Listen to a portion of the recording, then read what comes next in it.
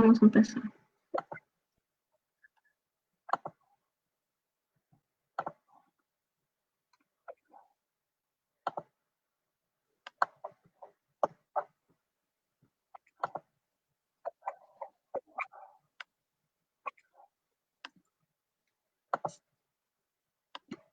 Bien, buenas noches.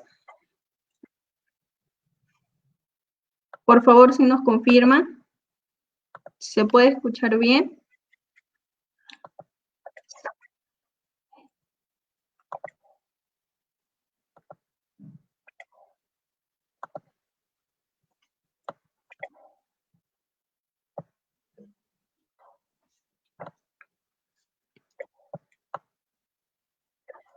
Por favor, nos confirman si se escucha bien el audio.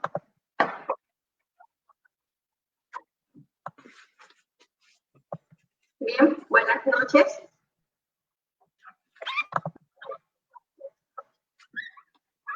Bien, por favor, nos confirman si se escucha bien el audio.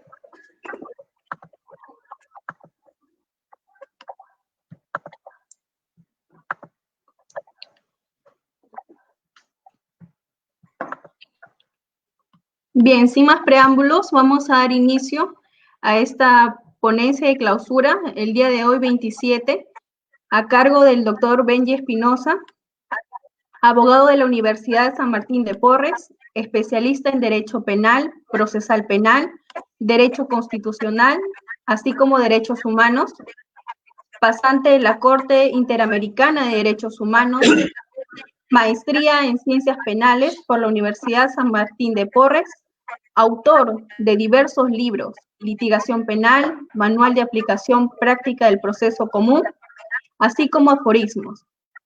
Socio fundador de Benji Espinosa Abogados.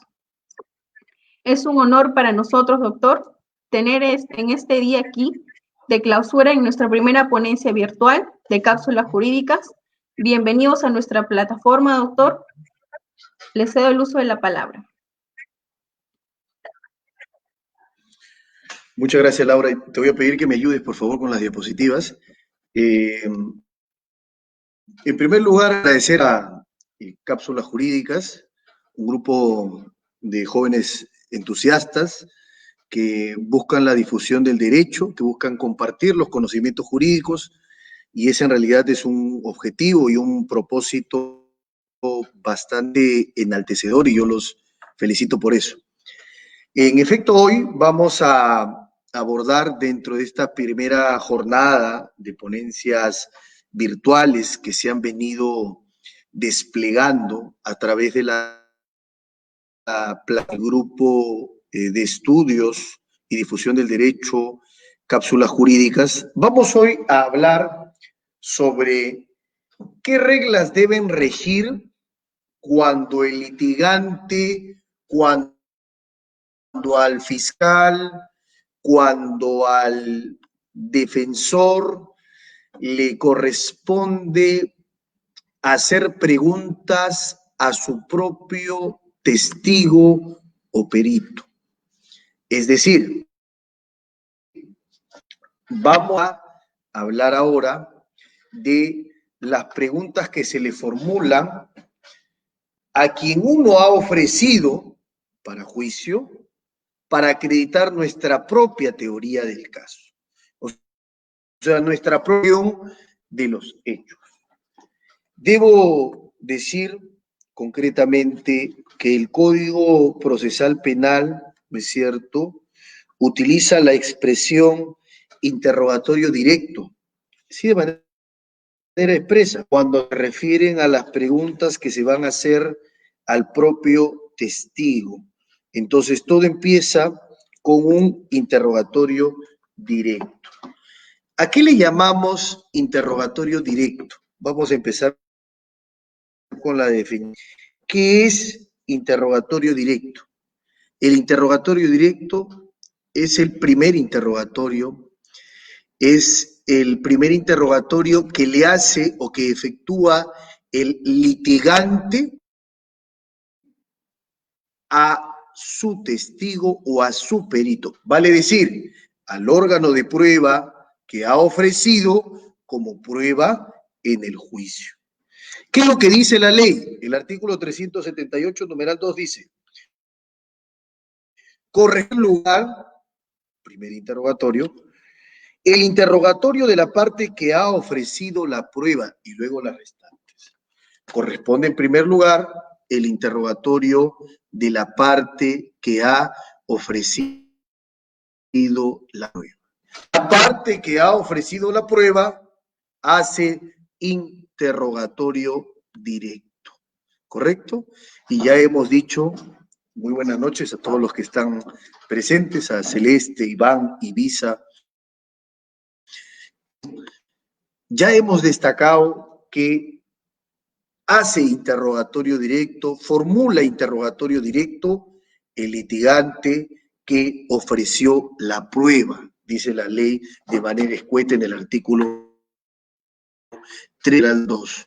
Cuando el Código Procesal Peruano regula que el interrogatorio o interrogatorio directo o examen directo o direct examination, estamos hablando de algo que dicen todos los códigos en Latinoamérica.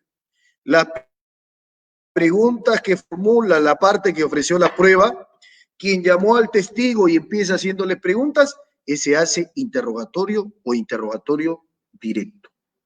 ¿Correcto? Nosotros tenemos una teoría del caso, que es una versión de los hechos, que es, como dice Magüet, una historia respecto de lo que efectivamente ocurrió. ¿Cómo hacemos para probar nuestra historia? A través del interrogatorio. Y para eso tenemos testigos, peritos, a la víctima, si soy fiscal, para que dé cierto a favor de nuestra teoría. Por ejemplo, ustedes pueden ver, muy buenas noches a todos, Alex, Oscar, Jenny. Ustedes pueden ver, por ejemplo, que en el caso de Gregorio Santos, la fiscalía llama a declarar a un testigo colaborador eficaz, una persona que ha delatado a sus coacusados o a las personas con las que cometió el delito, ¿no es cierto?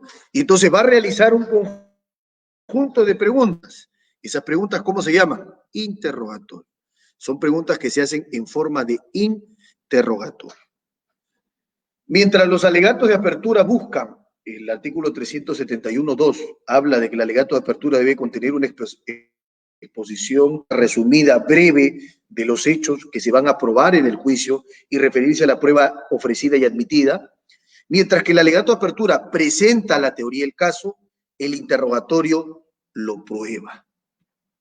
El interrogatorio sirve para probar la teoría del caso. Y como dice la ley, repito, ¿quién hace interrogatorio directo? La parte que ofreció a la prueba. En el juicio Santos, el fiscal llamó a declarar a un colaborador eficaz, se identificó y el fiscal empezó a hacerle preguntas. ¿Cómo se llaman esas preguntas que le hace el fiscal al colaborador eficaz que ofreció para probar su acusación? Se llama interrogatorio o examen directo. Diego, buenas noches. Así se llama. ¿Cuál es el objetivo? ¿Cuál es el propósito? ¿Cuál es la finalidad del interrogatorio directo? Repito, tiene base normativa en el numeral 2, artículo 378 del Estatuto Procesal Penal.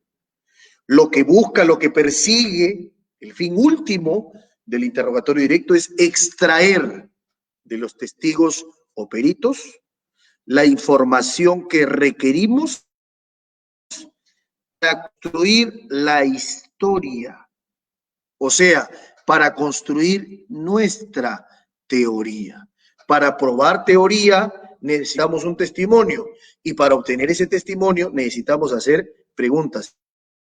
Y esas preguntas son precisamente el interrogatorio. Acá vamos a enseñar dos cosas. ¿Qué cosa es lo que involucra el qué? Que es la información, la respuesta que dan los testigos, y el cómo se obtiene esa información. ¿Qué tipo de preguntas deben formularse para obtener esa información? Siguiente, por favor. En ese sentido, es preciso destacar que cuando un juez ve a un testigo testigo, a un perito, alguien que va a rendir declaración en juicio, surgen de repente en la mente del juez tres preguntas. ¿Quién es esa persona que dice ser testigo? Vamos a acreditarlo para eso. ¿Por qué debería creer lo que dice? ¿Y qué es lo que sabe? Esas tres preguntas, ¿no es cierto?, se dibujan en la mente del juez y es preciso que durante el interrogatorio podamos explicar o podamos dar respuesta a esas tres preguntas que están en medio del juez. ¿Correcto? ¿Quién es la persona que dice ser testigo? ¿Por qué debería creerle yo a él? ¿Y qué es lo que sabe? Siguiente.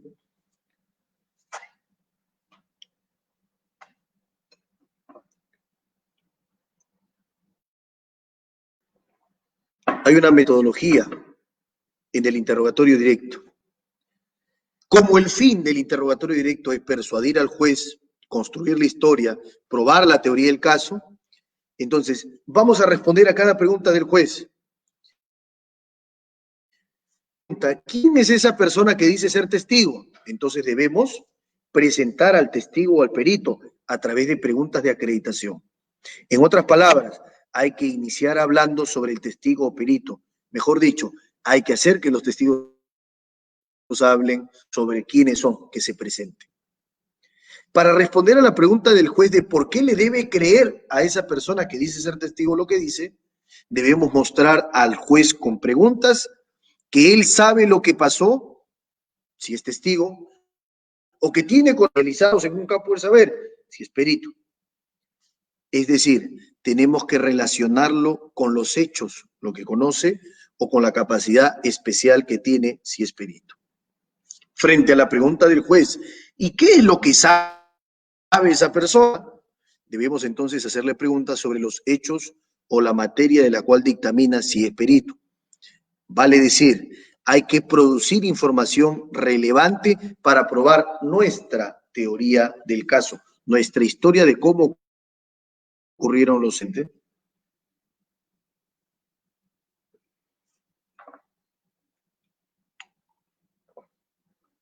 Siguiente, por favor. Siguiente. Ya hemos hecho referencia al numeral 2 del artículo 378. Vamos directamente a trabajar recomendaciones, tips o consejos para interrogar. Estas han sido enseñadas hace mucho tiempo por Irving Younger. Él da consejos. Primer consejo que da Younger: debemos acreditar al testigo. Recuerden que el juez se pregunta, ¿y quién es esa persona que está ahí? ¿Por qué debería creerle? Entonces, claro, lo que tenemos que hacer es acreditar al testigo. Si es testigo, díganos su nombre, díganos qué realiza, en qué ocupa su tiempo. Estudia muy bien, ¿qué estudia? Ah, está estudiando inglés. ¿Dónde está estudiando inglés? En el ¿en qué local? En este local. ¿Hace cuánto tiempo estudia inglés? Esto. Entonces hay que presentar. Perito, muy bien. ¿Cuál es su nombre? Tal. ¿Cuál es su profesión? Bueno, yo soy ingeniero. ¿Tiene alguna especialidad? Sí, en física. ¿Y cuánto tiempo estudió física o cuánto tiempo se ha especializado? Durante 3 años. Lo he hecho en esta institución, luego en la otra. Además, tengo investigaciones al respecto. Entonces, claro, eso significa acreditar al testigo o al perito. Primer consejo de Younger: acreditar al testigo para responder a la pregunta del juez es, ¿y quién es esa persona que está frente a mí? ¿Por qué debería creerle? Para eso se acredita al testigo o al perito. Vamos hasta el segundo mandamiento. Siguiente.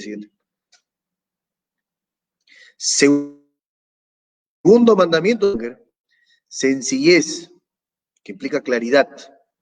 Mientras las preguntas que hagamos en el interrogatorio directo a nuestro testigo, más sencillas, más claras, mucho mejor. Para eso tenemos que trabajar un ejercicio, ¿no es cierto? Saludos, Milagros, José, saludos a todos los que están presentes. Tenemos que trabajar un ejercicio que es importante. Al testigo o al perito hay que hacerle preguntas sencillas. Si las respuestas no lo son, hay que elaborar preguntas para poder obtener información que sea clara y sencilla. Vamos a poner un ejemplo con testigos. Siguiente. Este es el caso de un testigo de comercialización de drogas. ¿Correcto? Este testigo que está acostumbrado, siguiente por favor, a referirse, a expresarse, a pronunciarse con lenguaje de jerga, fíjense, tiene que realizar. Entonces se le pregunta al señor Carlos Linares, o al chico Carlos Linares, joven, ¿qué hizo Juan Peralta? El testigo contesta, le entregó pastel, cloro y marimba a Julio. ¿Qué quiere decir con pastel? Pasta básica de cocaína. ¿Y a qué se refiere cuando habla de cloro? Clorhidrato de cocaína. ¿Y qué es eso de marimba? Marihuana. Preguntas sencillas, claras, que busquen, ¿no es cierto?, una respuesta clara y precisa que sirva para probar nuestra teoría. No olviden que ese es el objetivo del interrogatorio. Siguiente, por favor. Tercer consejo, tercer mandamiento de Younger. Hay que combinar, ¿no? Muy bien, ya acreditamos, ya presentamos a nuestro testigo, nuestro perito. El tercer consejo es, hay que elaborar preguntas de transición y orientación. ¿Qué cosas son las preguntas de transición y orientación? Las preguntas de transición y orientación son las que permiten mover al testigo de un tema a otro. Son clásicas, ¿ah? Muy bien, perito. Hemos hablado de quién le encargó que elabore el peritaje. Hemos hablado de cuál fue el objeto de su peritaje. Hablemos ahora. ¿Cuáles fueron las operaciones periciales que específicamente realizó en este caso? Bueno, yo fui al lugar, a la escena, y llevé mi wincha y empecé a tomar medidas, tenía mi cámara, empecé a tomar fotos. ¿Y dónde estaba tomando las medidas? Bueno, lo hice en la sala. ¿Y dónde estaba tomando fotos? Tomé en la sala, tomé en la cocina, en el baño, porque mi pericia era fundamental, no solo tomar las medidas, sino que además perennizar los espacios a través de imágenes, por eso lo hice. Muy bien, hablemos ahora, luego de esas operaciones periciales, ¿usted qué concluyó? ¿A qué hay? ¿Qué es lo que comprobó? ¿Qué determinó? ¿Qué coligió? Pregunta, ¿no es cierto? O sea, vamos cambiando las preguntas en función de los temas de los que está declarando el perito. Siguiente, por favor. Avancemos, hasta el cuarto mandamiento. El cuarto consejo que da Younger es que cuando preparemos a nuestro testigo, su testimonio debe ser descriptivo, vale decir, detallado, ¿correcto? ¿Qué significa que el testimonio sea descriptivo, que sea detallado, que sea puntilloso, que sea preciso?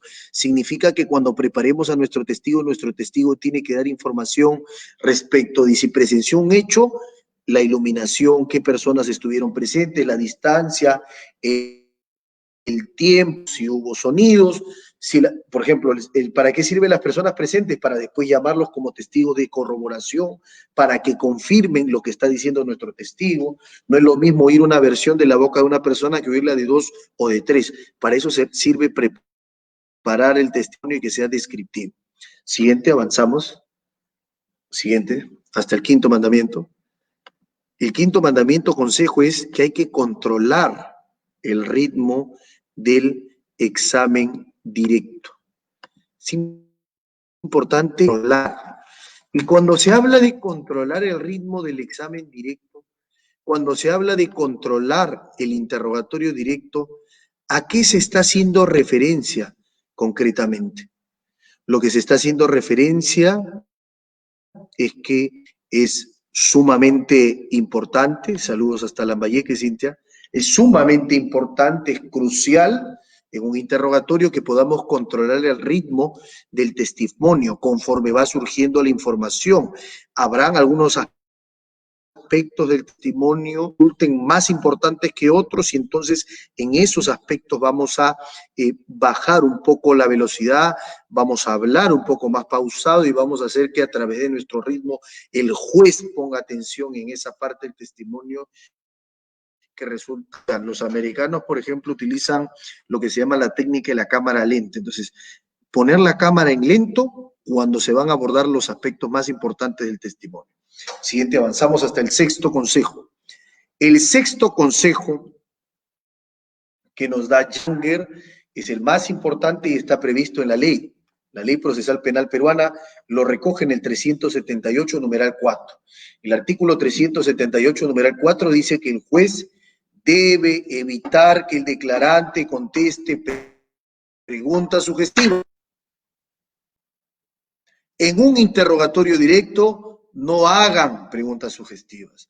No hay que hacer preguntas sugestivas. En otras palabras, no hay que sugerir, orientar, indicar las respuestas. Por el contrario, hay que formular preguntas abiertas.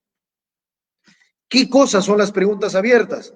Las preguntas abiertas son, por lo general, no siempre, porque hay algunas preguntas sugestivas que empiezan con estas preguntas.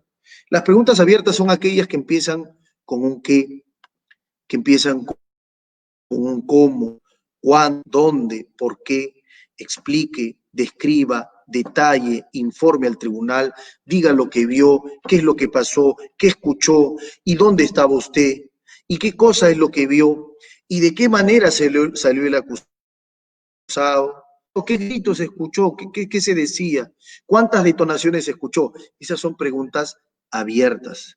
Al testigo, a nuestro testigo hay que hacerle preguntas abiertas, no hay que hacerle preguntas sugestivas, no hay que sugerir las respuestas a nuestro testigo. Siguiente. Avanzamos hasta el séptimo mandamiento.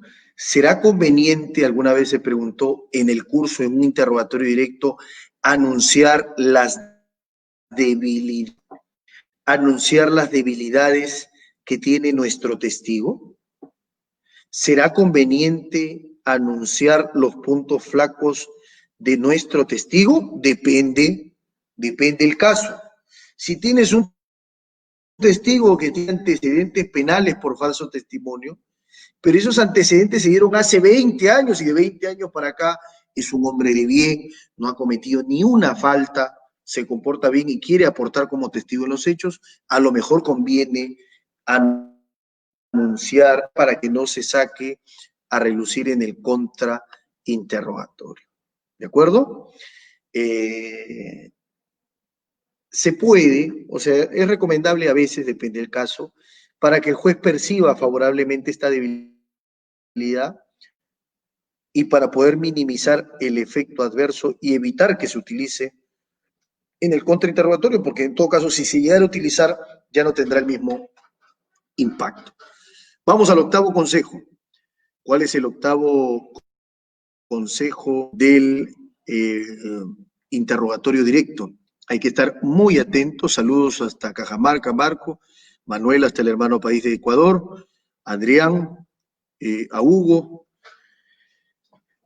¿Cuál es el octavo consejo que nos da Irving Younger? Él es el que formuló estos 10 mandamientos de cómo interrogar, o sea, cómo hacerle preguntas a quien es nuestro testigo. El octavo mandamiento es escuchar la contestación del testigo, que estar muy atentos a lo que responde el testigo. Por eso es que tenemos dos oídos, dos orejas. Hablar una vez, pero escuchar 2 veces. Escuchar muy atentamente es parte de una técnica del interrogatorio por una razón. Primero, porque como es nuestro testigo, puede que el testigo esté nervioso y entonces empiece a hablar de manera muy rápida para poder controlar el ritmo. Puede que el testigo esté dando información confusa, hay que estar atento para aclarar información.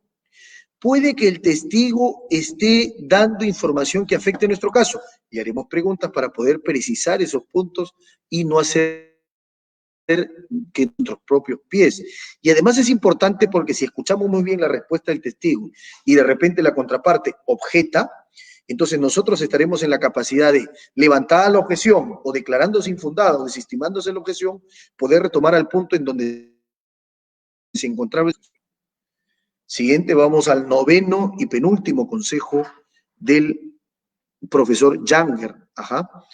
¿En qué posición está el interrogador? Quien interroga es como el director de una película, pero el testigo es el protagonista. El interrogador, quien formula las preguntas, quien hace las interrogantes, no es el protagonista. El protagonista es el testigo. El el interrogador es simplemente el director de la película. Pero quien tiene que tener todos los reflectores, quien tiene que tener toda la atención del juez es el testigo.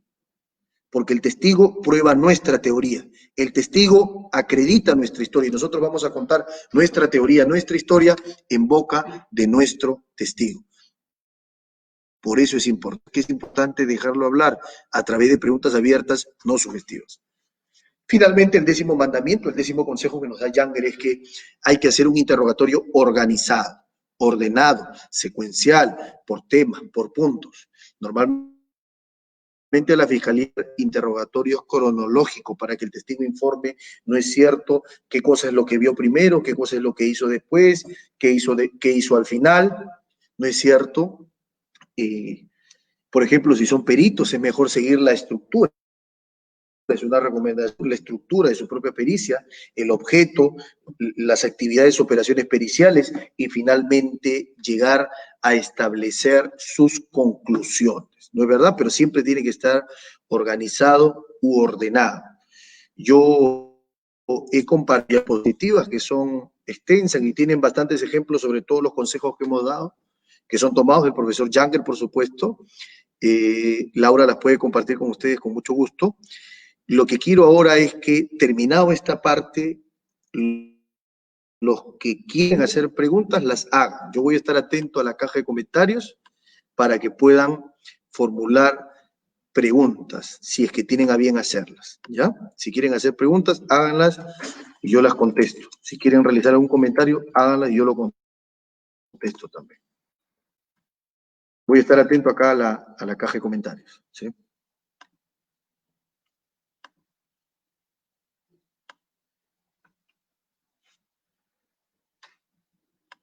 No olviden, ¿no? El interrogatorio directo, preguntas que se formulan a nuestro testigo.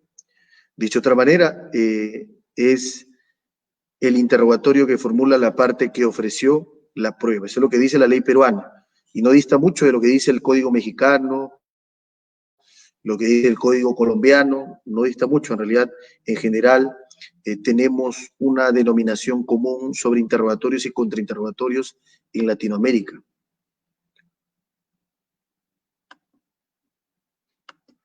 Espero sus preguntas. Si es que no hubiera preguntas, entonces yo termino agradeciendo, Laura, por tu invitación a Cápsulas Jurídicas, que es una nueva institución dentro de los espacios virtuales que se han generado ahora para difundir, discutir y poner a prueba todos los temas jurídicos que son de actualidad y que más que temas moratorio, gabinete, son temas prácticos, son temas que finalmente resuelven problemas. ¿Para qué sirve interrogar? Interrogar sirve para poder extraer información. Un fiscal que no sabe interrogar, el juez no puede hacer su trabajo, el juez no puede hacer lo que podía hacer antes. El fiscal no pregunta, al final el juez lo pregunta, el juez pregunta más que el juez se explaya sobre los temas y al final con esa información que saca el juez condena. Eso no se puede hacer ahora. Entonces, como este es un sistema acusatorio con rasgos adversariales, con enfoque adversarial, no puramente adversarial como los anglosajones, entonces es muy importante que las partes sepan interrogar. Entonces, si llevo a mi testigo, tengo que saber hacerle preguntas abiertas, no sugestivas. Si yo voy a hacerle preguntas a la otra parte o al testigo adverso, entonces yo tengo que hacerle preguntas sugestivas. Ahí sí se puede sugerir, no se puede sugerir cuando le pregunto a mi testigo, porque no tendría sentido. Si yo le sugiero, yo pongo palabras en su boca, entonces el testigo ¿para qué vino? Y además puede ser, como dice Paul Berman en su libro, La defensa en juicio, puede ser que el juez se pregunte, al final, ¿quién es testigo? Si uno dice preguntas sugestivas en el directo, ¿testigo es quién? ¿El abogado o el testigo? Entonces, por eso no se puede sugerir en el interrogatorio directo. Yo lo felicito a Cápsulas Jurídicas, sigan así. Esta es la primera jornada, la primera edición de virtuales y me complace sobremanera. Es un altísimo honor poder tener la oportunidad de clausurar estas jornadas académicas que ha llevado adelante con mucho brío y con mucho éxito cápsula jurídica. Deseo muchos éxitos, les brindo mis plácemes, mis congratulaciones, mis felicitaciones. Sigan trabajando así denodadamente, con ahínco y con mucha fuerza y pasión. Muchas gracias a todos los que han estado presentes, viendo la clase que hemos brindado el día de hoy. Les agradezco mucho. No sé si al final han puesto alguna pregunta. Vamos a revisar de nuevo. Hasta hace un David me pregunta, ¿cómo se llama el autor de los 10 mandamientos? El autor de los 10 mandamientos es un profesor americano, que es Irving Younger. Tú lo puedes ubicar así. Y en las conferencias que él da sobre los mandamientos, pero están en inglés, acá están traducidas, ¿no? Es Irving Younger, Irving Younger, ¿sí? Él es el autor de los 10 mandamientos. Tiene 10 mandamientos sobre interrogatorios, sobre contrainterrogatorios, bastante bueno. Mi pregunta, ¿es posible llevar un juicio a un testigo que no declaró en la investigación? Se puede, no hay ninguna prohibición para hacerlo, ¿correcto? Claro, para eso entonces hay una exigencia adicional. Tú tienes que preparar bien al testigo porque no sabe finalmente qué declaró y no puede, por ejemplo, porque no tienes como base una versión previa. Saludos, Manuel. Con las audiencias telemáticas, con esto del COVID, ¿se puede hablar del principio de inmediación? Sí, pero un principio de inmediación desfigurado, amenguado, limitado. Para empezar, en las audiencias telemáticas, en las audiencias virtuales que está realizando, lo primero que tiene que establecerse es que el testimonio sea espontáneo, como lo establecen el Código Procesal Integral ecuatoriano, como lo establece el Código Procesal Penal peruano. Tanto en Ecuador como en el Perú se exige que el testimonio sea espontáneo. O sea, que el testigo no esté dirigido, que no esté leyendo una pizarra, que no esté viendo algo, contestando las preguntas. Entonces, ¿cómo garantizamos eso si es que, por ejemplo, ahora los testigos declaran sin saber si están orientados en sus respuestas o no, si están dirigidos o no, que no hay nadie que verifique que en el lugar en que están declarando, en efecto, está declarando sin ningún tipo de notas, sin consultar documentos, sin ver papeles o ver al frente una pizarra en donde haya construido un relato? Entonces, la inmediación, la contradicción está creciendo en estas audiencias virtuales. No es que se eliminen, yo creo que se reduce su valor. Y si eso es así, entonces se pone en entredicho el propio debido proceso penal.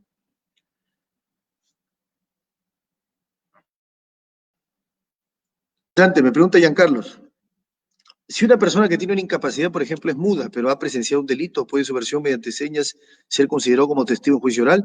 La ley dice que sí, que se trata de testimonios especiales, pero sí se puede hacer y se puede admitir.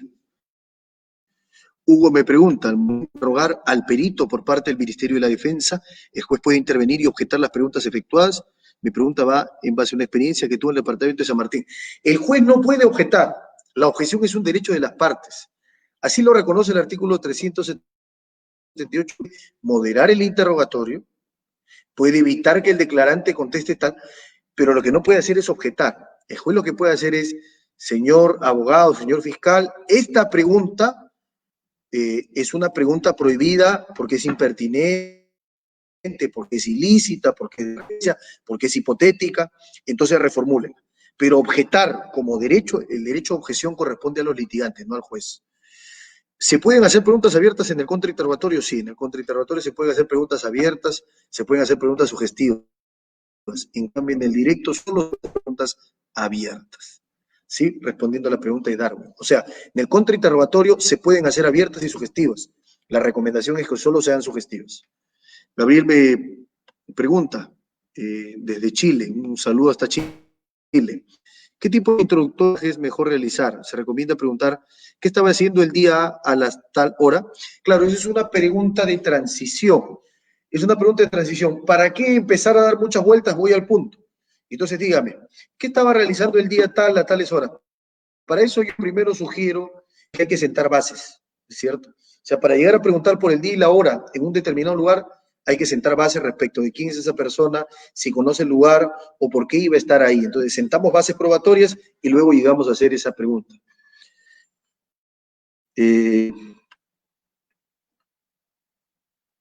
Darwin además me pregunta, si el fiscal y el abogado defensor ofrecen al mismo testigo, ambos pueden hacer preguntas abiertas. Es un trabajo que tiene que hacerse en la etapa intermedia, eso se llama el testigo común, el testigo de la defensa y la fiscalía. Pero el testigo común es un testigo hay una parte de su testimonio que favorece a la fiscalía, en cuyo caso la fiscalía ahí le hará interrogatorio y la defensa le hará contrainterrogatorio. En el otro extremo, en el escenario en donde no le favorece a la fiscalía y más bien le favorece a la defensa le hará interrogatorio directo y la fiscalía le hará contra. Es el caso de los testigos comunes. Y eso tiene que fijarse de manera específica en el autoenjuiciamiento. Muchas gracias, Iván. Saludos hasta Juliaca. Así es Irving Younger, no Hauger, sino Younger, J-O-N-R. Saludo, Néstor, hasta Puno. Interesante, Luis. La pregunta sobre el testigo hostil en el interrogatorio directo. Primero, hay países, Argentina en su Código Nacional, México, que regulan de manera expresa la figura del testigo hostil en el interrogatorio directo y permiten que en el interrogatorio directo se puedan hacer preguntas sugestivas por excepción al testigo hostil. O sea, el testigo que ofreces, ¿no es cierto?, comporta como testigo de la contraparte, o sea, como hostis, como enemigo. Ahí se permite el interrogatorio sugestivo. En el Perú no hay una regulación específica, podría plantearse en la práctica bajo el principio de integridad del juicio y bajo el principio de contradicción plena, podría argumentarse una permisión de hacer preguntas sugestivas en el directo al testigo hostil, pero no hay una regulación expresa como los países que te mencioné, Argentina, México. René me pregunta, en el contrainterrogatorio, ¿puedo hacer preguntas sugestivas? ¿Qué puedo hacer si el juez no me lo permite?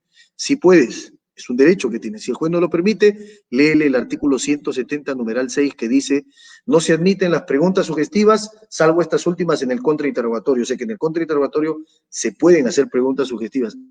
Es derecho, correcto. Si no permiten, luego puedes plantear nulidad y ese puede ser un motivo para apelar y traer abajo una sentencia por violar el debido proceso, la contradicción y la igualdad de armas. Muchas gracias, Edu Adubiri. Muchas gracias. Néstor me dice, la psicología del testimonio, ¿cómo se viene aplicando en nuestro país? No tengo datos de cómo se viene aplicando.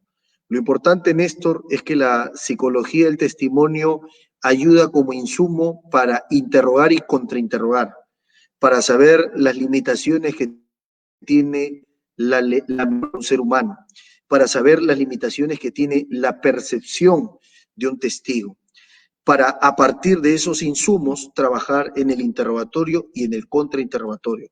Pero es una disciplina que sirve para utilizar en la técnica del interrogatorio y el contrainterrogatorio. Sería bueno, por ejemplo, conocer de qué manera se está utilizando, qué resultados tiene, pero entiendo yo, hasta hoy no existe un estudio sobre el particular. Creo que he contestado todas las preguntas. Nuevamente reitero mis felicitaciones en esta primera jornada jurídica de clases virtuales que lleva adelante Cápsulas Jurídicas. Yo les agradezco por haber confiado en mí para poder clausurar el evento, para cerrarlo, para dar por terminado esta serie de clases y conferencias. Les agradezco mucho su generosidad, sus palabras, su deferencia y sobre todo ustedes que han estado atentos a la transmisión de hoy. Muy buenas noches con todos y nos vemos en otra oportunidad.